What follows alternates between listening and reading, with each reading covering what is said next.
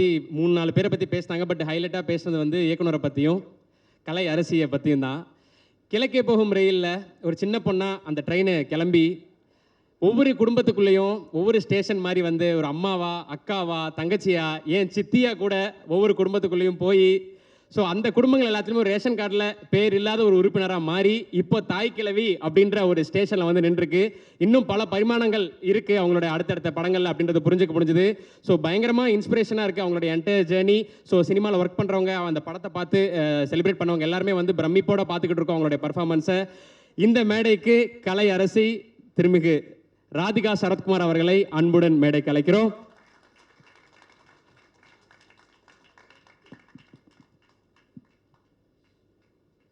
வாழ்த்துக்கள் மேம்.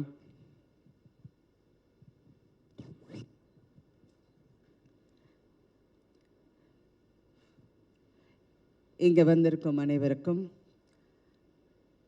பத்திரிகை நண்பர்களுக்கும், ஊடகங்களுக்கும்,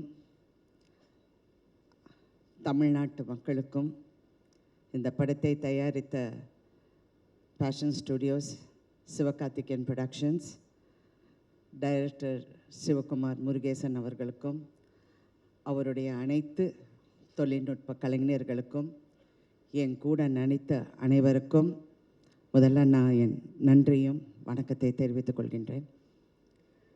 இது வந்து ஒரு சக்ஸஸ் மீட்னா ப்ரெஸ்ஸோட ஒரு சக்ஸஸ் மீட். அண்ட் ஒரு உண்மையான சக்ஸஸை கொண்டாட பெருமையாக இந்த மேடையில் நிற்கிறேன். சினிமா வந்து ஒரு ஃபன்னி பிளேஸ்.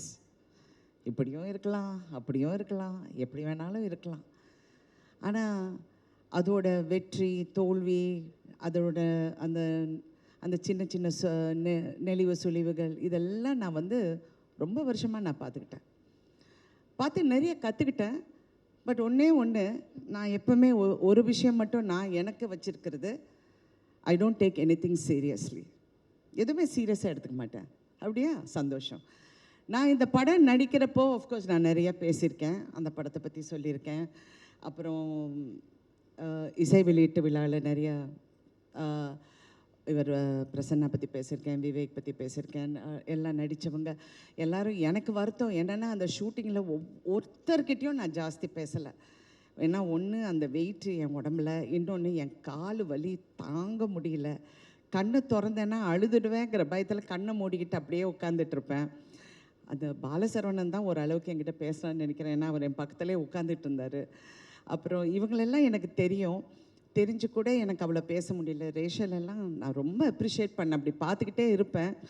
அப்புறம் இந்த மருமகளாக வந்த அந்த 3 பொண்ணுங்களா, ஐயோப்பா என்ன performance, what is this performance, fantastic. இதில் முக்கியமாக இந்த படத்தை பற்றி பேசணுன்னா, இது ஒரு உண்மையான சக்ஸஸ்ங்கிறத தாண்டி நான் நிறைய எழுதி வச்சேன். இது ஒரு இப்போ பிஸ்னஸில் வந்து ஒரு பெரிய வெற்றியை கணிச்சிருக்கு. எல்லோரும் 50 கோடி 60 கோடின்னு நீங்கள் நினச்சி பாருங்கள். இந்த படம் வந்து 150 ரூபா டிக்கெட்டில் இருந்து மாறாமல் இவ்வளோ கலெக்ட் பண்ணியிருக்கு. இப்போ சில பெரிய ஹீரோஸ் அந்த பெரிய படங்கள் வரும்போது 1500 200 2000 ரூபாய்க்கெல்லாம் டிக்கெட் விற்று அந்த கலெக்ஷன் அப்படி வந்திருக்குன்னா, if you look at it rightfully, we have done better then everybody else.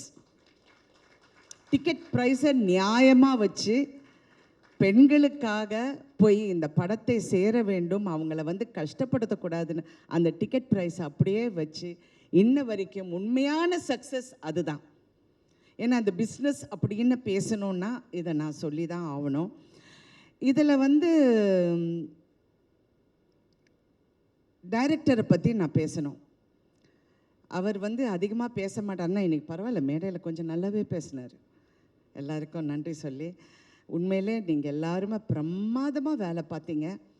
And especially production சைடில் ஒரு கலையாக இருக்கட்டும், ராகுலாக இருக்கட்டும், கார்த்திகா இருக்கட்டும், யாராக இருக்கட்டும், they really work so well.